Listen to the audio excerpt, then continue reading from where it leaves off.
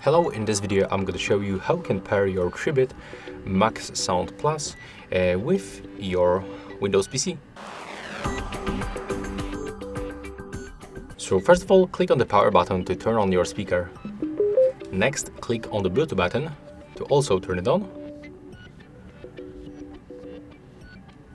Let's do this one more time. Right now we are in the pairing mode. So all you have to do is just to open this Bluetooth settings. So go to the settings, open the Bluetooth and devices, turn it on by tapping on the switcher and select to add device, and of course select the Bluetooth device. From the list, we have to select the Tribit MaxSound Plus. After a few seconds we are connected. That's all for this video. Hope you like it.